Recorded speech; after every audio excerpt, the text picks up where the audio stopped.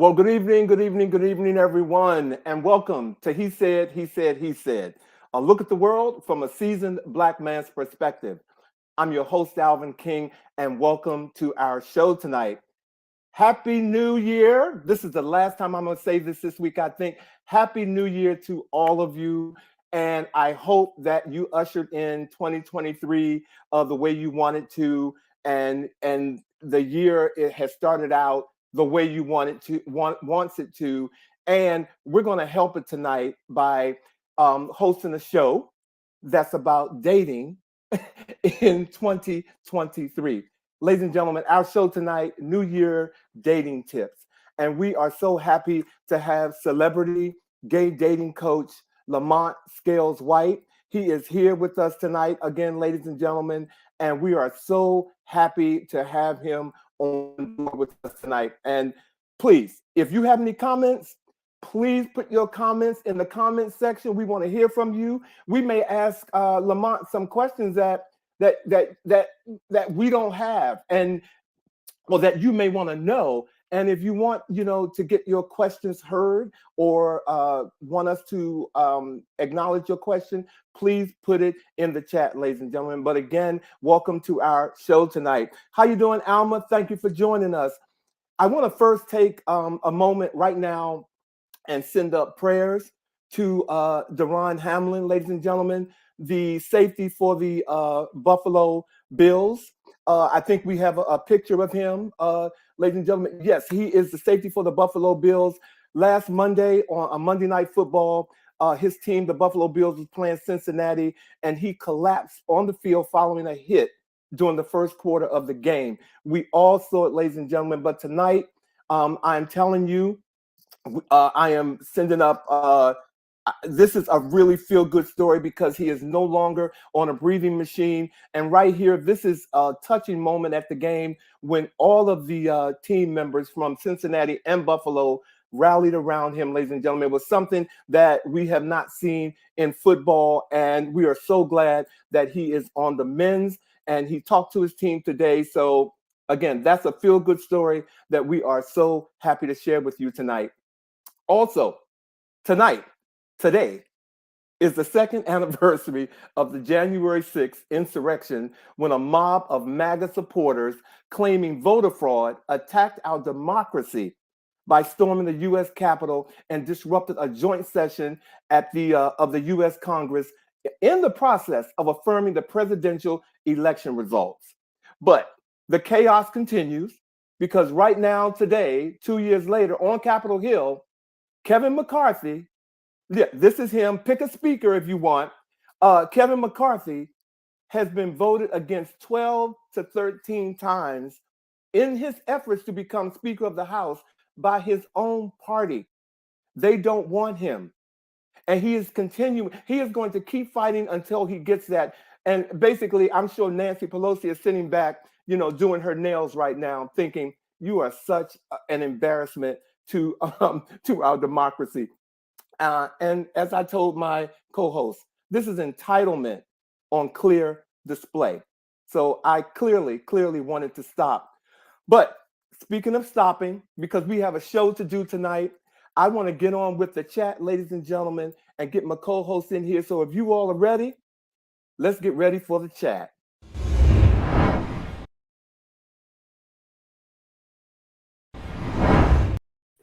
Bobby, Vash. Hey. Hey, how you guys doing? Hey, what's up? Happy New Year. Happy New Year to both of you. Great to see you again. It was only a week ago. How time flies. How time flies. It feels like forever. I couldn't help but thinking the whole time you were talking about Kevin McCarthy. Kevin, they're just not that into you. At all. They're just not that into you. But it's just a small minority that's not into him, right? Like he's only missing a certain number of votes. And it's a small group of people that we have all been looking at side eye since the insurrection 2 years ago. Right. So it's not like there needs to be some expulsion of the ickiness that's part of the Republican Party. And they're just standing up and letting us know who they are. Well, but that small group of people have had him to make negotiations that don't go along with what he believes in. Literally selling himself to the soul. So he has been weakened.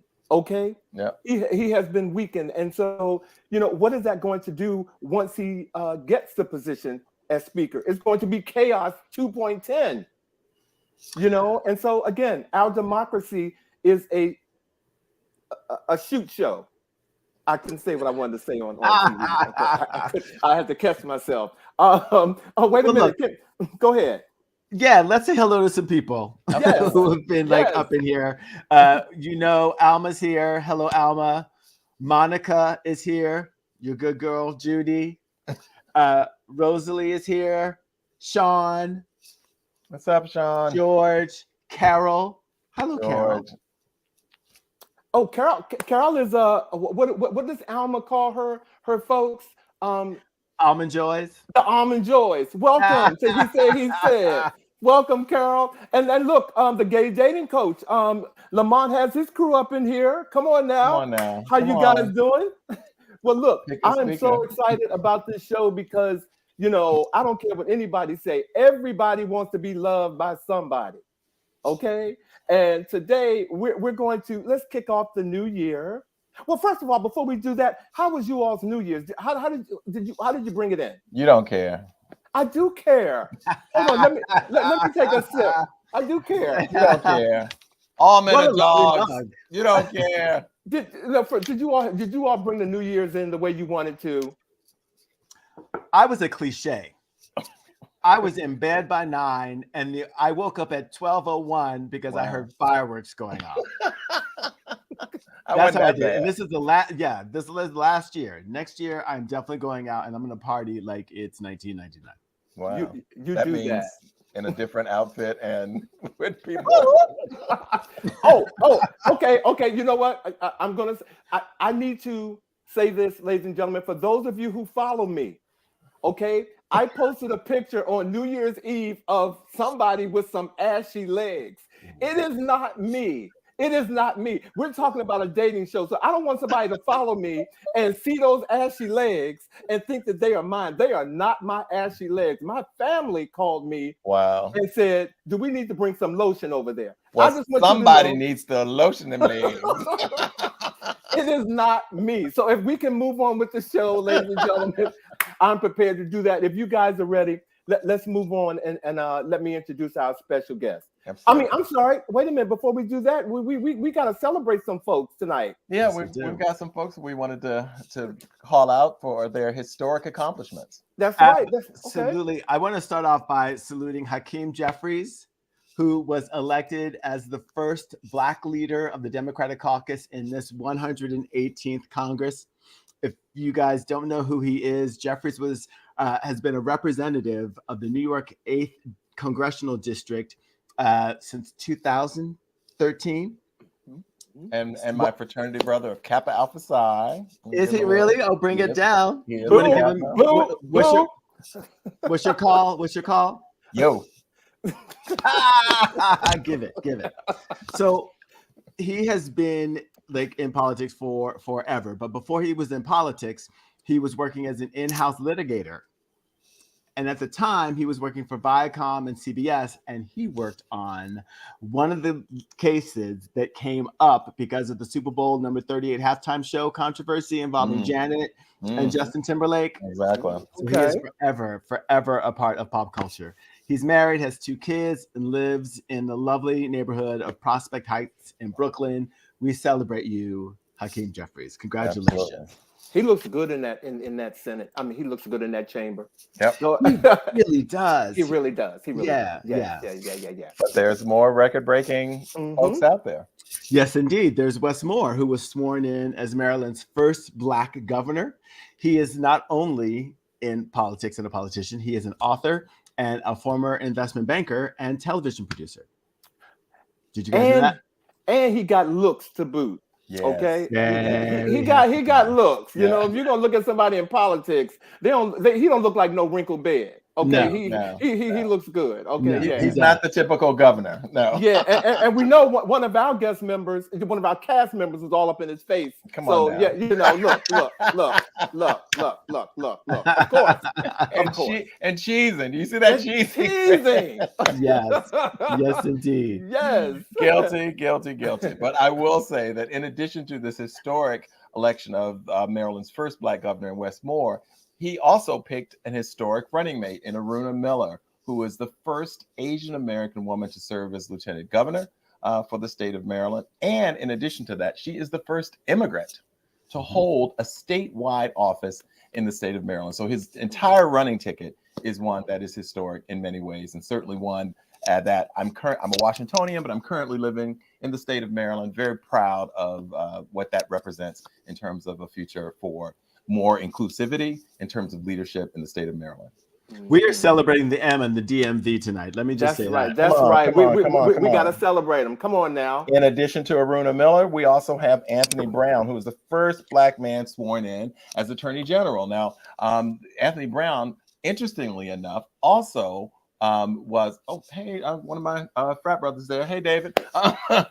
Anthony Brown was also formerly the lieutenant governor, and served as the first Black man to serve in that capacity as well. He is an accomplished former vet, and he was at that time he was the highest ranking elected official in the nation to have served actually a tour of duty when he was serving as lieutenant governor of the state of Maryland as well. All right, he's Anthony. also cute. Come on now. And finally, we're going to bring it into, yes, he is, Vash. I have to say that. He's not hard on the eyes either. And finally, being a native Washingtonian, I'm very, very pleased also to announce that Muriel Bowser is the first woman to serve 3 consecutive terms as the head of a major city. She was just elected, receiving over 74% of the most recent vote. Went to Muriel Bowser. She is a former DC community representative who rose to the office of mayor under the tutelage of former mayor Adrian Fenty. And as I said, and she's, sister of our dear friend Marvin as well. So want to shout out the first brother of the city as well. Come on, Mayor Bowser. That's right, boy. I am a Washingtonian and I live in Washington, D.C. So I'm going to keep it here and celebrate somebody else who has made headlines this week, Mr. Zachary Parker. He is the new Ward 5. He has won the Ward 5 City Council seat. He won the Democratic primary in June in a hotly contested 7-candidate race. And he won the election to the Ward 5 City Council this past Tuesday by a wide margin, clearing the way for him to become the first openly gay member of the council since 2015, ladies and gentlemen. Exactly. So, we're raising our Black folks tonight. And Absolutely. last, to close this out, we need to talk about this groundbreaking young man by the name of Jalen Smith. Hey. He's an American politician who is the mayor of Earl, Arkansas. That's right, brother. He has put y'all have never heard about Earl, Arkansas, okay? And he has put Earl, Arkansas on the map. And so I just wanted to give you all a couple of points about Earl, Arkansas that you may not have known. It is one of countless towns with a history of civil rights movement activism and violent white resistance that did not make the history books, okay? It's a population of 2,000 people, basically. And the household income is $37,000, or let's say $38,000. Wow. $38,000 annually. The 5 largest ethnic groups in Earl, Arkansas are Black or African American, non-Hispanic people. And they are at 72.9%. And closing out what you don't know about Earl, Arkansas, 99% of the residents in Earl, Arkansas are United States citizens, ladies and gentlemen. And you can buy a house in Earl, Arkansas for $60,000. Wow. Okay. So come on, Jalen, do your thing, brother. Congratulations to everyone that we've just mentioned tonight, because you have to keep your eyes on them. So, okay. Black excellence in politics. Yes. Black excellence indeed. in politics. Congratulations. Yes. Okay. So we're going to move to another point of Black excellence, ladies and gentlemen, and bring on our special guest tonight. And if you all are ready, I want to go ahead and introduce his brother. He's been here before, but I just got to, give him that introduction. Are you all ready? Absolutely. Okay. Oh, I'm sorry. I see Randy Jones has joined. Randy, thank you. We hope to continue bringing you good content, my brother. Leonard, thank you for joining us tonight. David, thank you for joining us tonight, as always. That's Randy Jenkins. You said Randy Jones. Who did I say Randy Jenkins? Randy Jones? You did, but that's okay because I'm sure Randy Jones is also watching. But let's say hello to Randy Jenkins. And Leonard also just checked in as well. Thank you. And Randy Jenkins, I'm sorry that I messed up your name. We have a Randy Jones that come on, but that's another talk show. All right. Ladies and gentlemen, our special guest, Lamont Scales-White, otherwise known as the gay dating coach, is the owner of BetterWayToMeet.com, a professional matchmaking, dating coaching, and couples counseling service for gay men in the United States. Since 2014, he has matched hundreds of single guys, even helped a few guys get married. And he's nationally recognized as a relationship expert for gay men and helping gay men maintain healthy relationships. Lamont is a cast member on Bravo TV's Love Match Atlanta and the host of Shoot Your Shot Wednesdays. You guys got to check that out, where LGBTQ plus singles answer insightful, funny, and spicy questions about being single live on Instagram. He holds an undergraduate degree in psychology, a graduate degree in professional community counseling, and a certification in matchmaking. He lives in Atlanta, Georgia, with his husband and two of their nephews. Ladies and gentlemen, please welcome back Lamont Scales-White. Hey! Hello! Hey. Welcome back to the show. Hello. Oh, thanks for having me. I can't wait for he said. This is big. Well, look, let he say. Welcome back, Lamont. What? Vash is a mess. That's what I'm going to say. He's a mess. I'm just going to take a sip on this one, okay? Look, all I'm trying to do is welcome you back to the show. We had a fantastic time with you last time, and I know that so much has happened to you since you left here with us, being anointed by us. Fill us all. Anointed, yes. Hallelujah. I hope I didn't offend any church folk, but I wasn't there. I've been tough. I wasn't there yet. but tell us, Lamont, what has happened? What has been going on? Wow, so I think I was on last January. Was it January, February of last year? So a lot has happened. I think you all got to maybe see. I was on Bravo's Love Match Atlanta, which is a great show where I was doing dating coaching, but also being a little messy in the background. Imagine on the Bravo show, messy? On Bravo? Just a little bit. Yeah. So that has been great, life-changing, but also just traveling all over the United States, hosting in-person events, and helping guys still find love. All right. Well, that's why we're here tonight, okay? Because some of us are still single. Some of us are still Raise single. your hand. Let's see. I see two hands. I see three hands. He's like, let me take this ring off. Okay. Okay. I bought this. Sounds like you three need to schedule a session. Okay. Well, you know what? I might take you up on that. And I'm already sitting on the couch. I'm ready for therapy. I'm ready to go. I see. Well, Bobby's like, I'm ready. We're going to we want to break the ice a bit, Lamont, because being that I'm going to say the majority of us on this panel are baby boomers, and we want to have a conversation that we have some points that we pulled from Red Book magazine about dating, and they talk about generational differences. So, and the question that we want you in terms of answering: do these factors hinder or help sustain a relationship? Will sustain a relationship in 2023? So here's their first point. Compared to boomers versus millennials, breakups are much less formal. Do you agree or disagree? I think for boomers, they're definitely more formal. Boomers are going to tell you, I'm no longer interested because of X, Y, and Z. Millennials, unfortunately, they're going to ghost you and just disappear. Okay, I agree. Like they up and died. Like it also said that social media played an enormous role. They play an enormous role with millennials compared to baby boomers. Would you agree? 100%. I will tell you, more than 60% of people have met their partner online using social media. Millennials do a great job at that.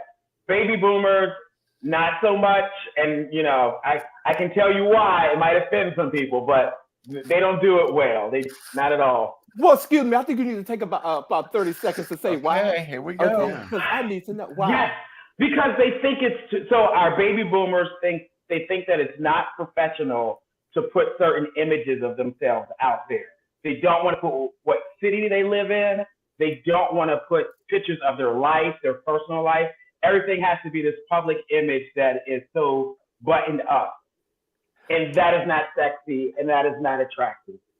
Well, isn't that sort of trauma related? Because there are still some of us alive who remember when being gay was the death sentence from your career, et cetera, et cetera. So the notion of like putting your name, your real name, your real face out there is, you know. Yeah, Vash, you are point on. So it is a process of unlearning that and saying, hey, I can have a separate social media presence that shows who I am, what I like to do, that I am gay, because sometimes our baby boomers, we look at their content, you would never know that they're interested in men. So how is a guy going to reach out and approach you on social media if he doesn't know you're gay, if he doesn't know you're single, and he doesn't even know what city you live in? See, you're getting ready to make me messy, but so I'm gonna have to say go, because I was getting ready to get messy, and those same people that you're talking about, they're okay with circling a bar. You know what I'm saying? And not being seen. You know what I'm saying? Or hanging around some of these messy people that they have in their lives who are talking about other people. But that's another talk show. But you're spot on, Alvin. But that is, and I'm talking to a specific age group and people that I know personally who do it. So go. It feels like a nerve has been touched. I danced on it. Well, a nerve is always touched when you're telling the truth. Well, because baby boomers are used to meeting in person. Like if you look at back in the day, there wasn't, other than like the chat line, you had to call in. Aging myself, right? Or like you had to go to certain parks to meet people or certain clubs. Everything was in person, so you had to learn how to approach somebody. So baby boomers are used to that, and I think in person is a great way to meet, but it's how you do it. Absolutely. Well, let me ask you really quickly, since we're on the topic, can you give people who might be struggling with how to make themselves more available online 2 tips that they might be able to employ to make themselves more available? Let your social media tell a story of what your life looks like. If I want to date you, Vash, I need to see where I fit in. Do you like rock climbing? Do you like going out to eat? Do you like fine wine? Do you have friends? Do you have family members? It should tell that story. It shouldn't be a bunch of images that have nothing to do with who you are. I think also it is okay for you to reach out and make the first move on social media in a way that you're saying, hey, I love your picture that you posted with those sneakers on. Where did you get them from? Instead of, hey, what's up? How's your day? What's up? That's not a good way to approach somebody on social media. Is that reaching out in a DM or is that on the main page profile experience? So thank you for that. It's nuanced. Like a picture, put a comment under something, and then go in that DM. Definitely slide in the DM. Interesting. Okay. Now, according to Redbook, let's keep this going. Okay. I was going to say, according to Redbook, closure has become more complicated. I don't necessarily agree with that because I certainly agree with what you were saying, Lamont. With the younger generation, if they, in terms of closure is as simple as a click of, I'm not calling them anymore, blocking those phone numbers, just, a text. I've heard people like, I'm not feeling you. Done. Like, so I don't see it as and they disappear. Like you need to like put a picture of their face on a milk carton. Like, where did he go? So I don't agree with Red Book on that one. I don't think closure is complicated. They also spoke about the milestones of life aren't set in stone. Alvin, tell us a little bit more about this one that you picked. Well, first of all, it was Red Book, and from what I understand that they said, milestones of life, meaning, baby boomers, grew up, with that whole thing where you have to go to college, go to school, get a house, get a dog, whatever. The millennials don't think like that. They're like this. How you doing?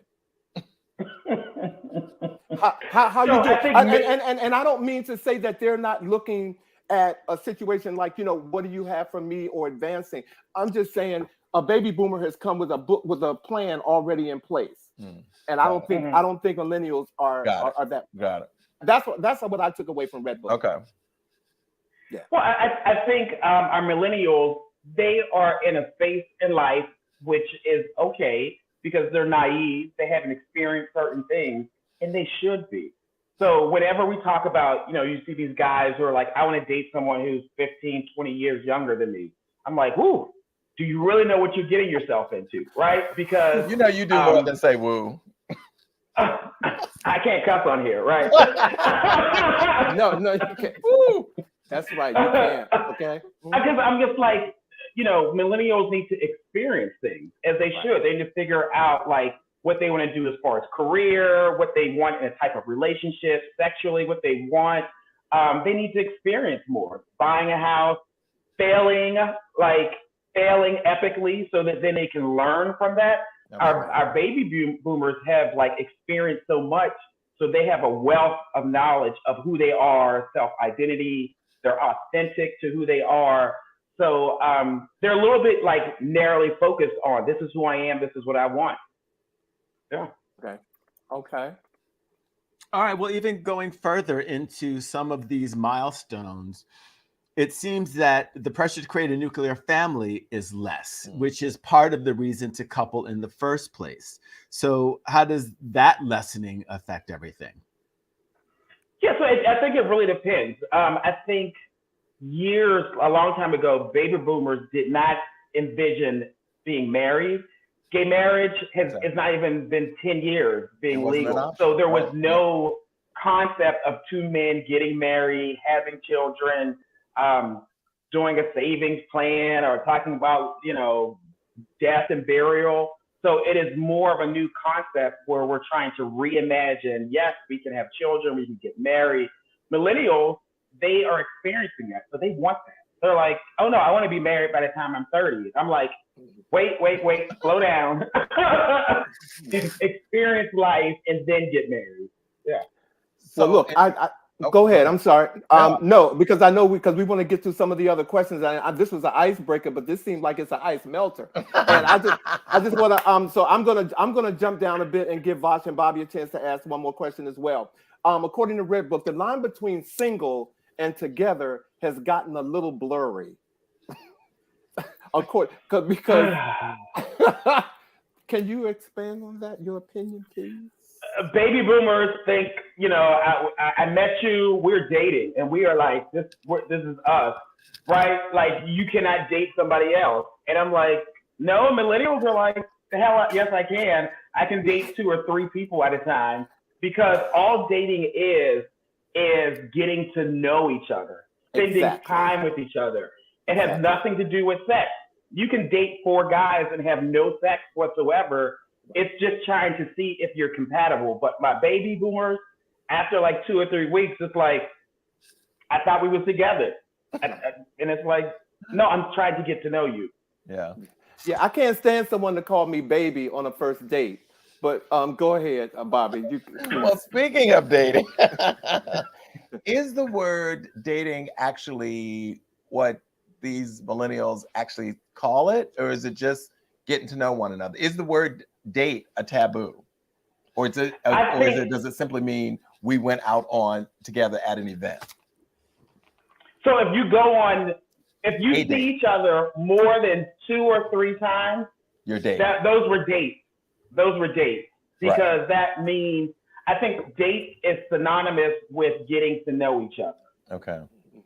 It does not mean you're in a relationship. It does not mean that's your boyfriend, your partner. No, you want 2 or 3 dates.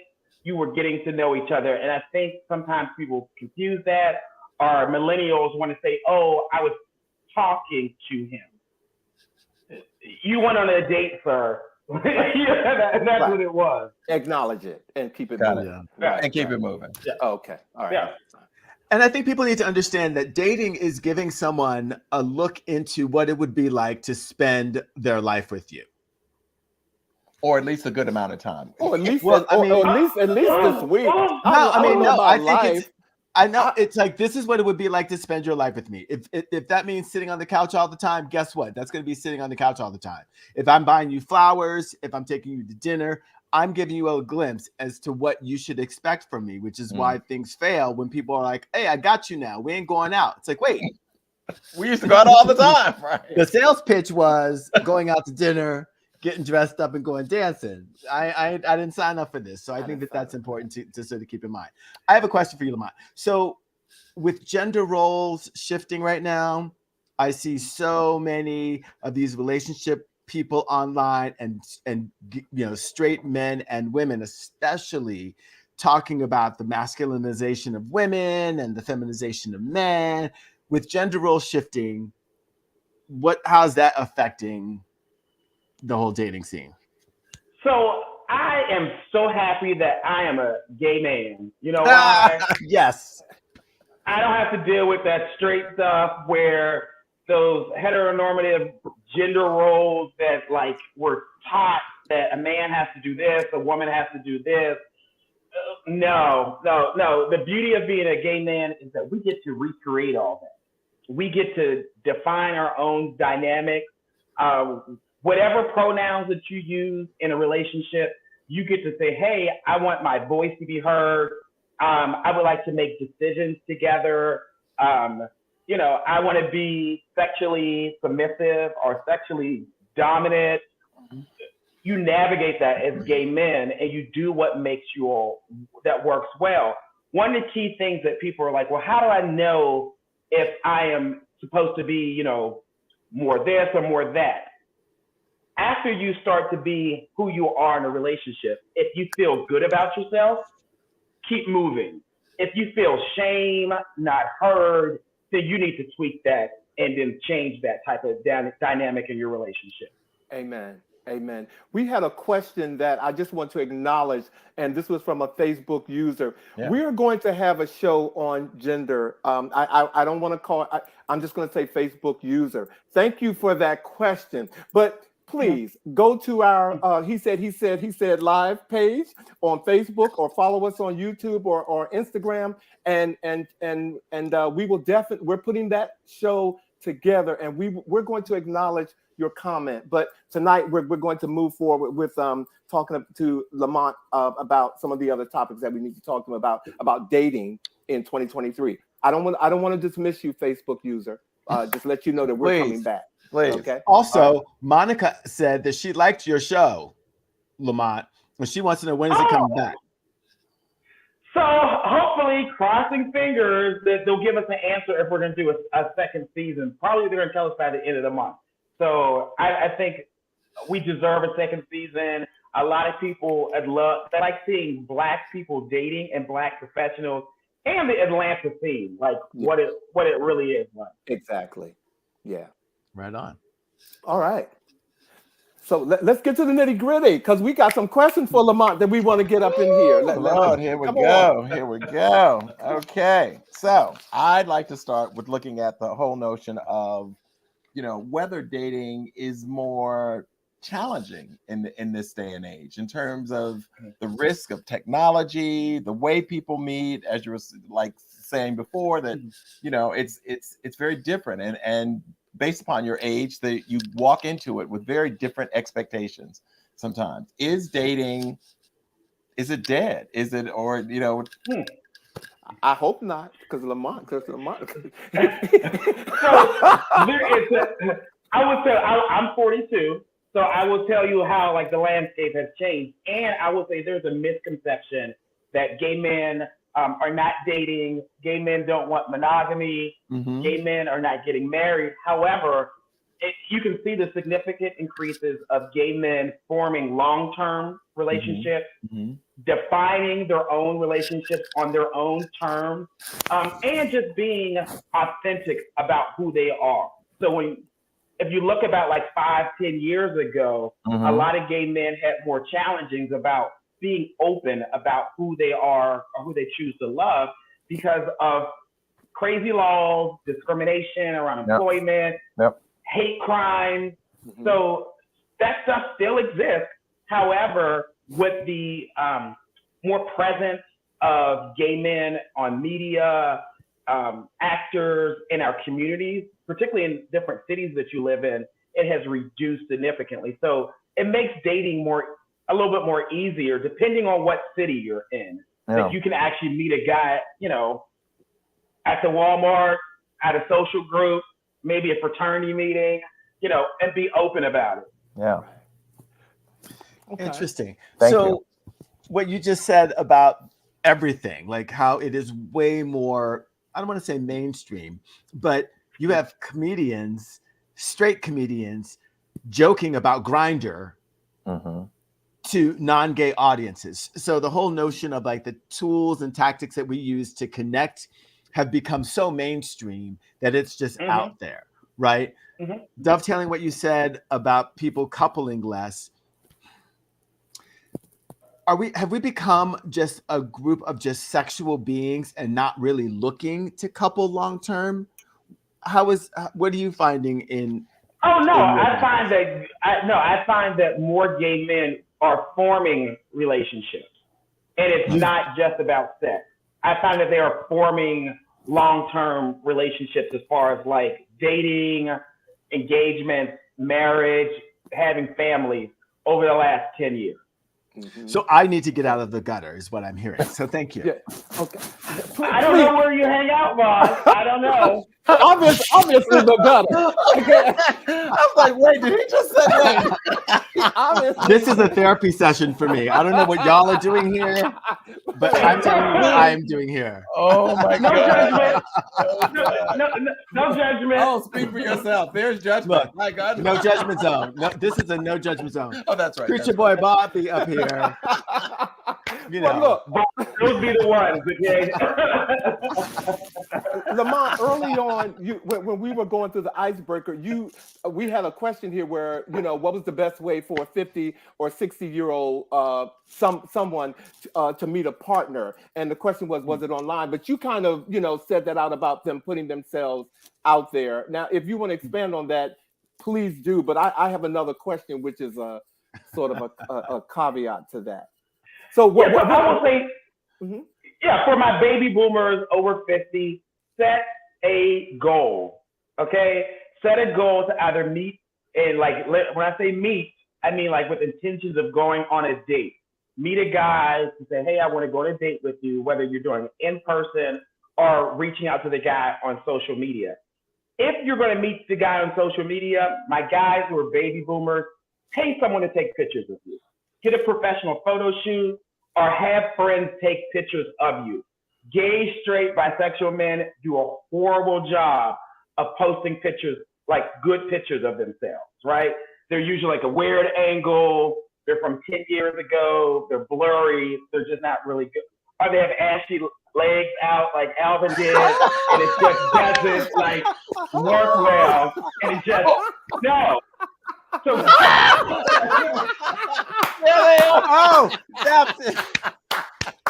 you know what? My producer is not going to heaven for that. Okay. Oh my God. Oh my God. He pulled up those legs. Lamont, I'm sorry. And you were saying, Lamont, did you have some closure to that? No. The caveat that I wanted to say, in terms of 50 or 60-year-old meeting someone and how to meet a partner and being online. I'm just going to take it from myself. I am, I am Alvin King, 60 years old, meet people online. And, I am so tired of meeting people online. And most of these men have partners. And basically, you know, they online want to meet, and all they want to do is, you know, have like a field day. So when I say, you know, let's go out to dinner, it's like, oh, you're moving too fast. And you know what? I hit delete, like, you know what I'm saying? I hit delete so fast. And, you know, I'm just sick of that happening right now. Wow. Well, here's my question.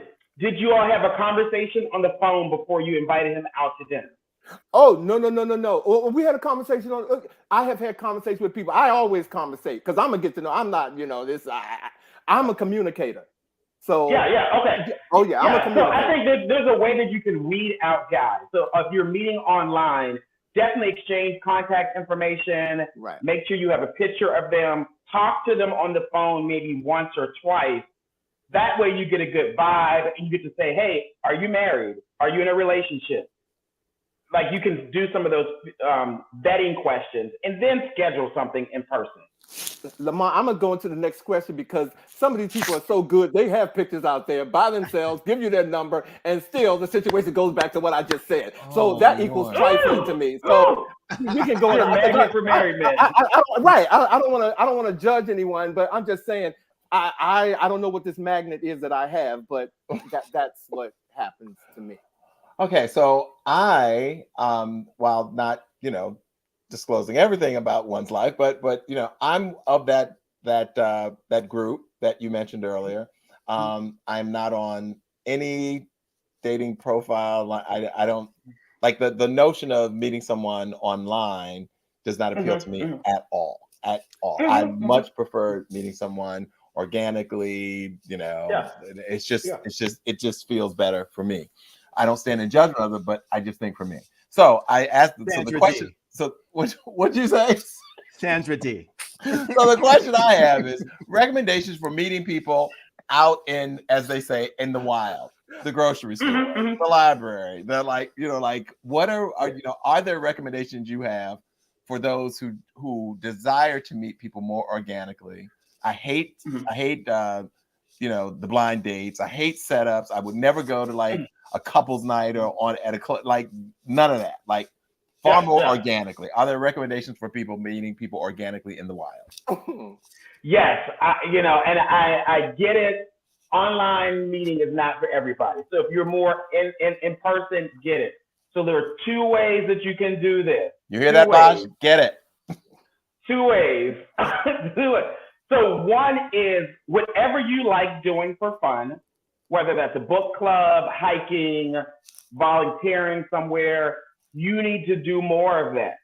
Do more of that so that you can meet guys that are similar to yourself, right? You cannot sit in the house and expect for your king to show up. Ooh, you're gonna make me throw this shoe at this screen right now.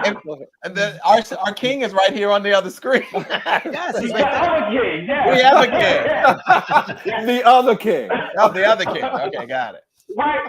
And we work a lot. We have responsibilities, but you have to dedicate time for social activities that you enjoy for fun so that you can meet guys. So whether that's twice a month, you are like, hey, I'm going to this salsa class. You need to schedule it, put it on your calendar so that you can meet guys.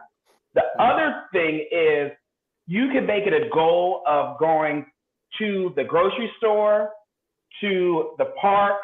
Like in Atlanta, we have the Belt Line where you can walk around the city where it's social, and you have to approach somebody. Wait a minute, that sounds like approach someone. Let me give you how you approach. Take your sunglasses off, get off your phone. You have to walk up to a guy, you do the picking, and you say, hey, I love those glasses that you're wearing. Where did you get those from? Lamont, I'm gonna tell you something. That sounds like Central Park circa 1978. But you know what? I get it. Say cruising. I get it. Okay, Samuel. Well, Samuel, you got cruising. Call it what you want. Call it what you want. Okay. Call it what you want. Mm-hmm. Yeah, that's okay. So do I have to wear butterfly wings? It is okay if you want to go to a party where they're wearing butterfly wings, like throw them on your back, honey. Like, but wait even a minute. if you go to the bar or the clubs, I think that is fine. Like, go out and meet somebody. And some of these, viewers, you know I love you, but you all are throwing cruising around like it's a tennis ball, and you cruise. You when you go out and you cruise out of your car, you cruise at the gas station, you cruise in Walmart, you cruise in Home Depot. So wow. stop using like, oh my God, you want me to cruise? Not that you all are doing that. I'm just saying, I just saw cruising being thrown around like it was on a tennis court. Well, Alvin, let me clarify, because when I hear the word cruising, I picture two guys just staring at each other. Yeah. And no one saying anything to each other. Right. The difference is you have to approach the guy, open your mouth, and engage him. If he is straight, he's gonna be like, "Bruh, I'm good," and he's gonna move on. If he's into you or he's gay, he's gonna be like, "Oh, I got these from blah blah blah." You keep the conversation going, and you say, "I like this conversation. Can I get your Instagram, or can I get your telephone number? I would love to chat with you." Yeah. Okay. Groovy. Right. Okay. All right. So let's say that works, right? You're out and about. You do or do not have your butterfly wings on. You connect with somebody. Wow. You go out on that first date, and it is not spectacular. Should you see that person again? Absolutely, because first dates are awkward. First dates are usually awkward because you both, and you know what they usually are? That's a good sign, because that means that you might be nervous or he might be nervous. Mm-hmm. And a lot of times guys may not present the right way because they're trying to put their best foot forward. They might tell a horrible joke. They might like handshake or say something inappropriate. But like, hey, let's try this again. But don't do a dinner date, because dinner dates are job interviews. Yes, you should do something fun, something that engages you, that takes you out of the I just want to get to know you and size you up, and see you get to see again what is it going to be like to be with you in life, as opposed to just spending time with you. Like bowling. It's like, I have 5 questions I need you to answer before I open up, and it's like, yeah. Bowling is a lot less intrusive. I just love it. I think that is the perfect first date. So that definitely, I agree with Lamont on that. So Lamont, in pairing people, when you're thinking about pairing people, is someone who has been married 2 or 3 times someone to be wary of? Absolutely not. So one of the things that I have found in my experience of doing dating coaching, matchmaking, and this is regardless of sexual orientation. So even heterosexual folks, appreciate someone that has actually been married before. And the reason that is because that person actually intended to be in a committed long-term relationship. And I think we have this misconception that divorce or relationships that end are bad. It's end something that is no longer working, and then find something else that also that you're getting your needs met and you're supporting the other person. Well, I mean, but after the second time, I mean, I appreciate the first time. Hey, I've gotten married. I thought it was going to last forever. It did not. But like the third or the fourth time, I'm just thinking you're looking for toasters. After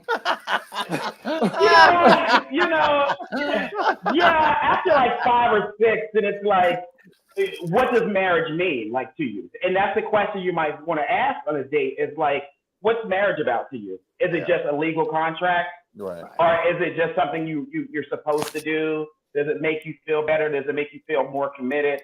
And then that'll help you to gauge, like, yes, I want to go marry this person, or no, I'm just going to be one of the dozen of people that this guy has married. Is married. And I just want you all to know, in asking that question, I said 2 or 3 times. So for a gay man to be married 2 or 3 times, I just put you on a pedestal. So I just want you to know that I know that there's hope out there, okay? That you can do that, like Lamont said, that shows that you want to be in something committed, but you're just looking for the right person.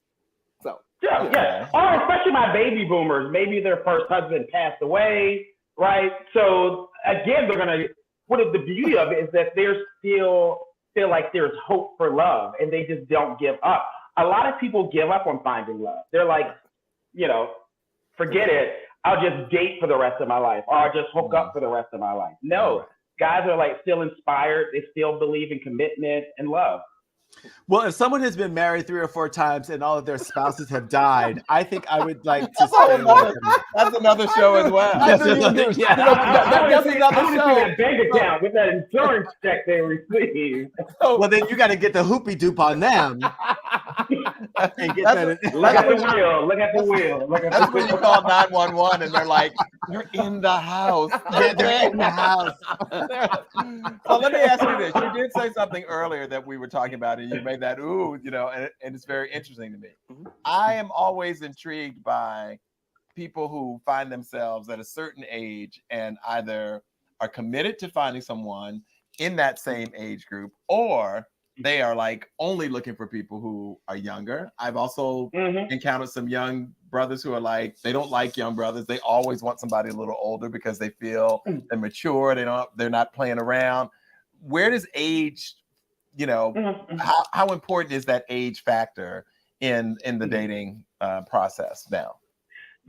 Amazing question, Bobby. I think it's really about the reason for wanting to date younger or wanting to date older. And my only red flags are like, I'm starting to be like, I don't know what's going on, is when it's about being in control.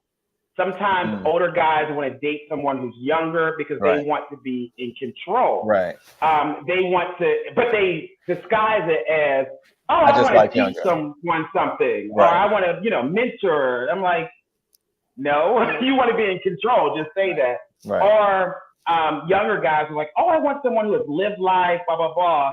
No, you want someone to support you, right? You want to be the trophy. But here's the thing, a partnership that is long lasting is when you both support each other. You both learn from each other. Right. You both get your needs met. Unless you're just doing like a relationship that's transactional. And sometimes that's what those relationships where it's about power and control, it's all about transactions. And when you no longer meet those needs, the relationship ends. Someone, one of our callers our viewers just said 10 years or so, 10 or minus 10 years, plus or minus 10 years, yes. Yeah, but there have been relationships where, like, and particularly for gay men, where they have been 20 years, you know, apart, and they've worked well because it's not based on let me control you. It's based on genuine connection, love, and equity. Yeah. Or I'm sorry. Go ahead, Vash. I was just going to say, or whatever both of those people were looking for in choosing that particular groove is being met, so they're okay as long as that's happening. Yep. As long as it's happening. If you lose that 6-pack, they're going to trade you in for somebody else. Well, as long as you got the bank account, or as long, right. Yeah. But you lose that bank account, and then he's gone. Right. That's true. That's true. As you said, it's transactional. That's why you're the expert, Big Daddy. I want to say to our viewers that anybody who's on here that we see or that we're not seeing, yes, we are all gay men on this panel, and Lamont is he is considered the celebrity gay dating coach.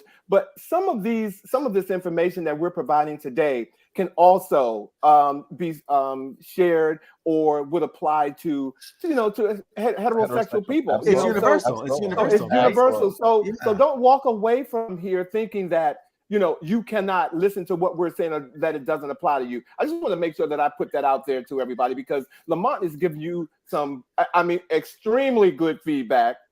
And Vash and Bobby are throwing questions out there that some of you ask your friends in your heterosexual relationship. So I just want to make sure that I say that. So I just want to say that. Okay. Very good to mention, Alvin. And every show that we do, we bring that energy. Like, it doesn't matter who we bring on the show. If you're watching this show, we are helping you in your life, regardless of where you are in your life. That's right. It's about moving forward. Now, Samuel, one of our viewers, also just raised the whole question of interracial dating, I guess, in this day and age. And do you have any reflections on that right now? Yeah, so particularly for my guys who are like, oh my goodness, it's so hard for me to find love. I can't find the right one. My question is, are you casting a wide net? Or is it so narrowly focused that your next partner, your husband, has to be a certain age, race, size. I'm like, open it up. Like literally open up possibilities of who you can date. And that also includes, you know, race, ethnicity. So I think you never, you know, I know some people are like, oh, I never date a black guy. I would never date an Asian guy. I would never say never. I think you should experience dating different types of people so you can figure out what is compatible for you. Well, on that tip, with all the different gender expressions that are out these days, and this notion of being trans man, being trans woman, people use same gender loving all the time, which I always say, if you're saying you're same gender loving, that means that you as a gay man will date another person who identifies as a man. With all these gender possibilities out there, how does that factor into your work and how you connect people? Yeah, I always say, like, challenge what you have been taught to, challenge what you have been taught, what you have been allowed to love. Like, so if you're like, is a trans person a possibility? I don't know. Let me not be curious, but don't say it is like absolutely no, unless you've actually dated someone and you're going like, no, that doesn't do it for me. Like women, been there, done that. I'm not going backwards. I know I love men. That is where I'm going to continue. But I wouldn't have known that unless I open myself up and experience dating different types of people. Right. Well, genuinely, not just for a fetish, right? Right. So, Lamont, we're about to close. I'm going to ask you this last question before we move on, because this has been this is even better than the first time you were on here. Okay, and as if you could get any better. So, is there an appropriate line to cross or not to cross on a first date? Inquiring minds want to know. Appropriate line to cross. I think. Let me ponder on that question. Can you all hear me still? Yes. And you got 1 minute. Yes. Ponder quickly. I think you can play it by ear. So you say if this is okay on a first date. Some people think sex on a first date is crossing the line. But if there are two consenting adults that agree on that, great. Some people think talking about finances on a first date is off limits. However, if you've been on a date for 4 hours and you start to hear things about him not being able to manage his finances well, then pose that question. Right. Tactfully. And don't turn the plate. Well, look, we have reached the end of our show with Lamont. Ladies and gentlemen, put your hands together for Lamont White, everybody.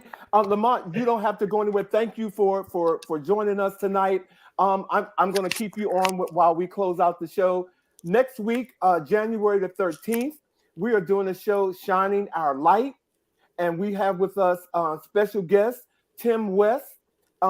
He is the new executive director of the LGBTQ Institute in Atlanta, the Center for Civil and Human Rights. He will be here. He is actually getting sworn in on the 9th next week, and he's going to be on our show on the 13th, ladies and gentlemen. So we are so looking forward to that. And in honor of Lamont being here, these are our words for the week. Don't fall in love with someone who says the right things. Fall in love with someone who does the right things. And that was by Frank, and this man's name is Frank Stein, ladies and gentlemen. Okay? His name is Frankenstein. Lamont, thank you so much for being here tonight. It has been an amazing show. Thank you, ladies and gentlemen. And hopefully you all have taken something away from this. Absolutely. Absolutely. Okay? So until next week, you all take care. Again, Happy New Year. And we look forward to seeing you next week on a new episode of He Said. He said. He said. You all take care. Have a great week, everybody. Thank you. Thank you, Lamont. Good night.